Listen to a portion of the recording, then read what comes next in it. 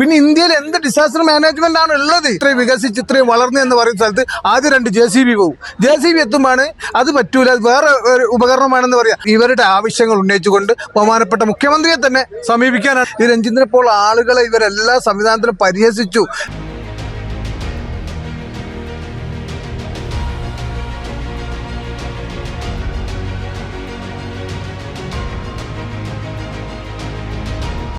ഒരു മനുഷ്യാവകാശ പ്രവർത്തകൻ എന്നുള്ള നിലയിൽ നമ്മുടെ രഞ്ജിത്ത് ഇസ്രായേലിനെയും ടീമിന് അവര് സ്വന്തം റിസ്കില് അവരുടെ എല്ലാ ഉത്തരവാദിത്തങ്ങളും ഏറ്റെടുത്തു സ്വന്തം കയ്യിൽ നിന്ന് പണം മുടക്കി പോകാൻ തെരച്ചിൽ നടത്താൻ തയ്യാറാണ്. ഒരു 5 ദിവസം കൊടുക്കാൻ വേണ്ടി പറയുന്ന സമയത്ത് അതിനെ തടയുന്ന ഒരു അവസ്ഥ ഉണ്ടല്ലോ. ഒരു മനുഷ്യാവകാശ പ്രവർത്തകൻ എന്നുള്ള നിലയിൽ നിങ്ങൾക്ക് എന്താ പറയാനുള്ളത്? അത് സർക്കാർ അതിനാവശ്യമായ സാഹചര്യങ്ങൾ ഒരുക്കി കൊടുക്കണം എന്ന് തന്നെയാണ് എനിക്കത് പറയാനുള്ളത്. പക്ഷെ ഇവരെ പോലുള്ള മനുഷ്യർ നമ്മളൊക്കെ നിലനിൽക്കുന്നത് ഇവരൊക്കെ ഉള്ളത് കൊണ്ടാണ്. ഇപ്പോൾ സ്വന്തം വീട് നോക്കാതെ, സ്വന്തം ആവശ്യങ്ങൾ നോക്കാതെ അവിടെ പോയിട്ട് എന്തുമാത്രം പരിഹാസ്യപാത്രമായി, അത് എന്തുമാത്രം ഈ രഞ്ജിത്തിനെ പോലുള്ള ആളുകളെ ഇവരെല്ലാ സംവിധാനത്തിലും പരിഹസിച്ചു, എന്ത് വ്യാസം വിഷമിപ്പിച്ചു എന്ന് നമുക്കെല്ലാം അറിയുന്നതാ.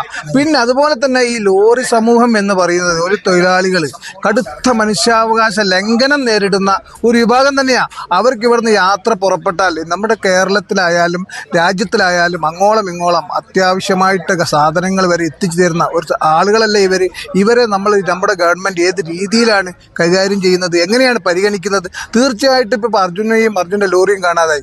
ആശങ്കയാണ്, വീട്ടുകാർക്ക് ആശങ്കയാണ്. ലോറി മേഖലയിൽ പണിയെടുക്കുന്ന ആളുകളുടെ വീട്ടുകാർക്ക് ആശങ്കയാണ്. തൻ്റെ മകനോ അല്ല തൻ്റെ ഭർത്താവോ തൻ്റെ മക്കളോ ആ ജോലിക്ക് പോകണ്ട എന്നുള്ള നിലയിലേക്കാണ് ആളുകൾ വരുന്നത്. പിന്നെ നമ്മൾ ഡിസാസ്റ്റർ മാനേജ്മെന്റ് കാര്യം, ഒരു സ്ഥലത്ത് ഒരു സാധനം ഇദ്ദേഹം പിന്നെ പല അനുഭവങ്ങളുടെ അടിസ്ഥാനത്തിലാണ് ഓരോ സാധനങ്ങൾ ഉപയോഗിക്കാൻ ആവശ്യപ്പെടുന്നത്.